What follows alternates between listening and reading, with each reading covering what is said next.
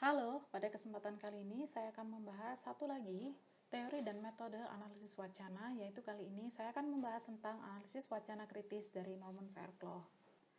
Siapa itu Norman Fairclough? Beliau adalah Profesor Emeritus di bidang linguistik di Departemen Linguistik dan Bahasa Inggris Lancaster University. Kajian beliau adalah analisis wacana kritis dan sosiolinguistik. Berikut ini adalah buku-buku beliau yang dapat dibaca agar kita bisa bersama-sama memahami lebih dalam mengenai analisis wacana kritis yang beliau gagas. Jadi ada buku Language and Power, Critical Discourse Analysis, Media Discourse, dan Analyzing Discourse. Masih ada lagi buku-buku lainnya, namun untuk sementara yang dapat saya sebutkan adalah keempat buku tersebut. Jadi asumsi yang dibangun oleh Norman Fairclough dalam metode ini adalah ada beberapa poin. Yang pertama adalah bahwa peranata sosial yang ada di masyarakat akan berlomba agar mereka dapat mendominasi wacana yang beredar. Jadi peranata yang nanti bisa mendominasi itu akan memunculkan ideologi yang diterima sebagai sesuatu yang wajar atau alami atau natural. Nah, naturalisasi ideologi inilah yang harus atau akan dibongkar oleh peneliti analisis wacana kritis supaya pembentukan ideologi dominannya dapat terlihat. Asumsi lainnya adalah bahwa segala interaksi sosial sebenarnya adalah suatu tindakan sosial yang memiliki struktur. Dengan kata lain, hubungan antara interaksi sosial dan struktur itu akan terlihat dari cara bahasa digunakan.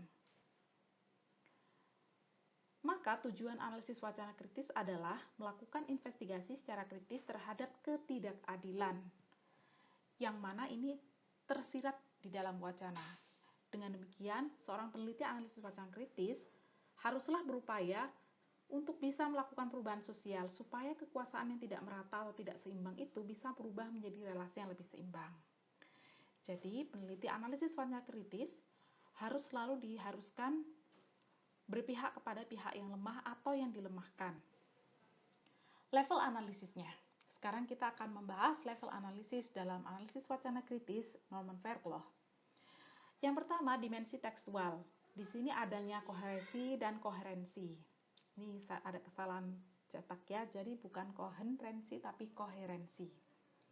Artinya ada makna menurut kamus, sinonim, penggunaan kata hubung. Kemudian tata bahasa, lalu diksi atau pilihan kata. Level analisis berikutnya masih termasuk dalam dimensi tekstual, yaitu intertekstualitas. Di sini maksudnya adalah keterkaitan antar teks, yaitu bagaimana suatu teks kemudian membentuk teks baru lainnya. Bentuk-bentuk dari intertekstualitas dapat diamati pada aspek-aspek berikut. Yang pertama, representasi wacana. Apakah ada kutipan dari sumber lain, hasil penelitian lain, dan sebagainya. Kemudian, metadiscourse atau diskursus meta. Misalnya, hal lain di luar teks yang terkait. Situasi sosial masyarakat contohnya. Kemudian ironi atau sesuatu yang sifatnya adalah sindiran. Negasi atau sesuatu yang sifatnya adalah pembantahan atau penentangan. Jadi ada sesuatu yang dipertentangkan di situ yang kemudian dibantah atau kemudian sengaja ditabrakkan satu sama lainnya. Lalu ada pula aspek pengandaian yang dibuat berdasarkan asumsi sebelumnya. Ini disebut dengan presuposisi. Level analisis berikutnya adalah interdiskursivitas. Di sini ada identifikasi jenis wacana, genre, style, dan lain-lain. Apa itu genre? Genre artinya hal yang terkait dengan proses produksi, distribusi, dan konsumsi wacana. Seperti apa konteksnya? Misalnya, genre yang saya sampaikan ini termasuk ke dalam teks yang saya sampaikan ini termasuk ke dalam genre bahan kuliah. Apa yang Anda dengar melalui podcast, genrenya adalah genre obrolan di podcast. Style dalam interaksi misalnya ada style formal, informal, dan santai. Yang saya gunakan di sini adalah style semi-formal, jadi gabungan antara informal dengan formal. Tidak bisa dibilang santai atau informal sepenuhnya, tapi juga tidak bisa dibilang formal sepenuhnya. Kemudian ada pula wacana. Wacana menurut Fairclough adalah dimensi teks yang secara umum terdiri atas isi, ide, tema, dan topik dari teks tersebut. Lalu kita masuk ke dimensi kewacanaan. Dimensi kewacanaan terdiri atas 3 poin. Proses produksi teks. Di mana, siapa, kapan, dan bagaimana siapa saja yang memproduksi teks tersebut, kapan diproduksinya teks, bagaimana teks tersebut diproduksi, oleh siapa, untuk apa, mengapa teks itu diproduksi. Selanjutnya, pertanyaan yang sama, siapa, mengapa, apa, kapan, dan bagaimana kita terapkan dalam proses distribusi teks. Kita mengkajinya di sini, bagaimana teks itu bisa didistribusikan. Lalu kita masuk ke proses konsumsi teks, siapa yang mengkonsumsinya, dengan cara apa, bagaimana, kapan, di mana, dan sebagainya. Lalu kita lihat di sini ada dimensi sosiokultural. Dimensi ini terdiri atas 3 aspek. Yang pertama adalah dimensi situasional, terkait dengan waktu dan konteks peristiwa di balik munculnya teks tersebut. Kapan teks tersebut muncul, dalam kerangka peristiwa apa teks tersebut muncul. Lalu ada dimensi institusional. Di sini yang dimaksud adalah pengaruh institusi dalam praktik produksi wacana. Misalnya media massa tempat diproduksinya teks itu. Lalu ada aparat, pemerintah, dan pihak-pihak luar selain itu. Lalu ada dimensi sosial. Di sini terdiri atas sistem politik, ekonomi, dan budaya di masyarakat. Model analisis tadi, yaitu level-level yang sebelumnya telah saya jelaskan, adalah termasuk ke dalam model 3 dimensi. Kita lihat di sini ada praktik sosial, yaitu dimensi sosiokultural tadi, praktik wacana, yaitu dimensi kewacanaan, dan teks, yaitu adalah dimensi tekstual. Konsumsi teks dengan demikian terkait dengan dimensi kewacanaan tadi. Karena memang tadi termasuk ke dalam apa yang sudah saya bahas sebelumnya mengenai level-level analisis dari Fairclough. Pada tahun 2012, Fairclough menawarkan dalam tulisannya mengenai model analisis yang lain untuk melihat level-level yang tadi sudah beliau ungkapkan dalam buku-bukunya. Langkah ini diambil dari langkah explanatory critique atau kritik explanatory dari Roy Bhaskar yang ditulis oleh Bhaskar pada tahun 2009. Ada 4 langkah yang harus diambil di sini. Yang pertama adalah fokus kepada social wrong atau apa yang salah di masyarakat. Yang kedua adalah fokus pada hambatan atas penyelesaian masalah sosial tersebut. Hambatannya berupa apa saja. Dan kemudian apa yang menyebabkan hambatan tersebut terjadi. Ingat, bukan apa yang menyebabkan masalah tersebut terjadi, melainkan apa yang menyebabkan hambatan terhadap penyelesaian masalah tersebut terjadi. Dengan kata lain, kenapa hambatan tersebut tidak bisa teratasi.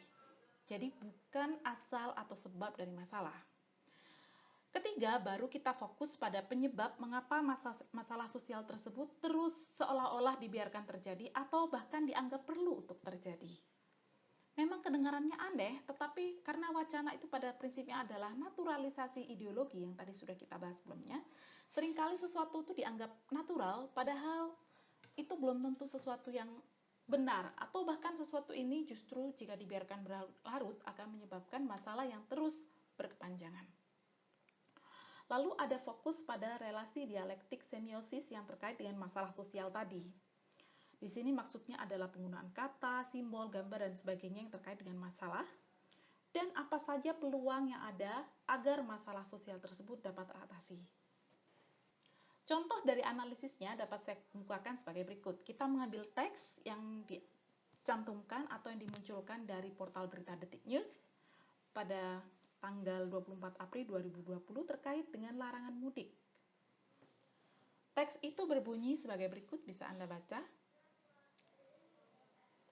Nah, kita akan menganalisisnya dengan 2 cara, yaitu dengan model 3 dimensi dan dengan model explanatory critique dari Bhaskar.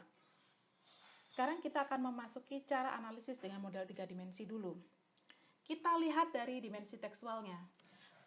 Tadi di dalam paragraf pendek itu ada kata hubung dan di situ menunjukkan adanya hubungan kesetaraan mengenai syarat larangan mudik, yaitu hanya jika daerah tersebut termasuk ke dalam PSBB atau daerah yang mengajukan sudah disetujui akan melakukan pembatasan sosial berskala besar, dan jika daerah tersebut terdampak corona atau khususnya termasuk ke dalam zona merah atau red zone. Kemudian kita lihat dari diksinya atau pilihan katanya. Semua istilah yang digunakan adalah bahasa Indonesia. Misalnya kata mudik yang memang sudah dikenal di Kamus Besar Bahasa Indonesia. Namun ada istilah baru yang muncul dalam era pandemi corona ini, yaitu zona merah yang merupakan terjemahan dari kata red zone dan PSBB yang merupakan singkatan dari pembatasan sosial berskala besar. Di dalam paragraf tersebut, kepanjangan PSBB tidak dicantumkan dengan asumsi dari pembuat teks maupun dari pihak yang dikutip wawancaranya bahwa semua masyarakat sudah harus wajib mengikuti perkembangan mengenai kebijakan-kebijakan yang dikeluarkan oleh pemerintah terkait dengan pandemi coronavirus. Tahapan berikutnya kita melihat intertekstualitasnya. Memang ini tidak akan mencakup semua hal, tetapi saya akan mencantumkan beberapa hal yang kira-kira dapat termasuk dalam aspek intertekstualitas. Misalnya, representasi wacana. Ini mengacu pada kebijakan pemerintah tentang larangan mudik dan tentang PSBB. Sudah disebutkan di situ bahwa sudah ada kebijakan yang dikeluarkan mengenai kedua hal tersebut. Ini kemudian diacu di dalam teks sehingga ini merupakan salah satu bentuk representasi wacana. Lalu ada presuposisi atau pengandaian yang sudah dimiliki sebelumnya terkait dengan asumsi-asumsi lama yang berlaku. Ini adalah asumsi bahwa pada bulan Ramadan dan setelahnya orang akan melakukan mudik dan akan ada arus balik. Dan ini jumlahnya biasanya sangat besar arusnya atau bisa dikatakan membludak. Karena adanya asumsi seperti inilah maka dibuatlah statement mengenai larangan mudik tadi. Ini termasuk ke dalam kategori presuposisi dalam aspek intertekstualitas. Lalu kita melihat pada interdiskursivitas, yaitu adanya genre. Di sini genrenya, misalnya yang kita lihat adalah aspek genre, masih ada aspek lain, tapi yang kita lihat di sini adalah dua aspek, yaitu aspek genre dan aspek style. Aspeknya adalah wawancara dengan style yang semi formal, tidak terlalu formal seperti pidato, namun juga tidak terlalu santai seperti obrolan biasa. Kemudian ada dimensi kewacanaan. Teks ini diproduksi oleh Detik News berdasarkan dari reportase jurnalis mereka, Permana. Lalu disebar di portal berita tersebut setelah melalui editing dari dewan redaksi mereka. Kemudian dikonsumsi melalui pencarian di internet atau kunjungan ke situs berita Detik News itu sendiri. Dan distribusinya juga melalui internet. Kemudian ada dimensi sosiokultural. Berita ini dibuat di tengah pandemi corona dan keluarnya adalah pada era di mana banyak terjadi arus mudik. Pemerintah mendesak agar larangan mudik disebarluaskan informasinya. Di sini ditunjukkan adanya pengaruh dari pihak lain selain media massa di balik kemunculan berita sejenis itu tadi. Lalu ada pula unsur penyampaian kebijakan ke masyarakat dan ada pula unsur sistem kultural di sini, sistem sosial budaya, yaitu adanya kebiasaan mudik. Nah, itu tadi bagaimana kita menganalisis dengan model 3 dimensi. Lalu bagaimana jika kita akan melakukannya dengan model explanatory critic dari Roy Bhaskar? Kita lihat pada slide berikutnya. Di sini kita fokus pada 4 aspek. Pada prinsipnya unsur level-levelnya masih sama dengan tadi, hanya cara memunyikannya dan istilahnya saja yang berbeda dengan model 3 dimensi. Kita lihat yang pertama di sini adalah kita fokus pada social wrong apa yang muncul di sini. Social wrong-nya yang tersirat atau secara implisit muncul adalah masyarakat Indonesia belum disiplin melakukan physical distancing, sehingga banyak korban corona masih berjatuhan termasuk dari tenaga medis.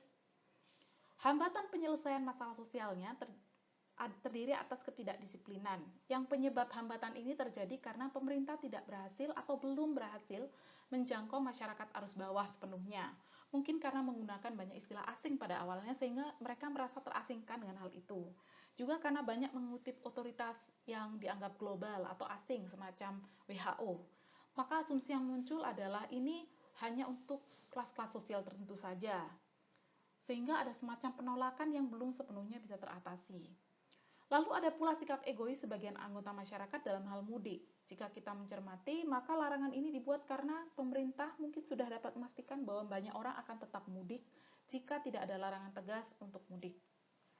Kemudian kita fokus pada tahap yang ketiga dari explanatory kritik Bhaskar, yaitu mengapa masalah sosial seolah dibiarkan terus terjadi. Hal ini terjadi karena yang dianggap oleh pemerintah perlu dibatasi hanya di daerah PSBB saja dan zona merah corona saja mudiknya. Mungkin karena adanya kekhawatiran pemerintah mengenai aspek ekonomi. Lalu kita fokus pada hal yang keempat dalam model ini, yaitu relasi dialektik semiosis dan peluang solusi. Di sini kita fokus pada adanya penyebarluasan kebijakan larangan mudik, adanya faktor mengenai ketidakdisiplinan dalam hal mudik, dan penerapan kebijakan yang sekarang rupanya agak sedikit lebih terpadu daripada sebelumnya. Nah, itu tadi bagaimana kita memahami tentang analisis wacana kritis dan Norman-Fairclough, apa tujuannya, apa saja level analisisnya, bagaimana model-model analisisnya, dan contoh cara menganalisis suatu teks, khususnya di sini teks tertulis dengan analisis wacana kritis Norman-Fairclough. Semoga dapat membantu. Sekian.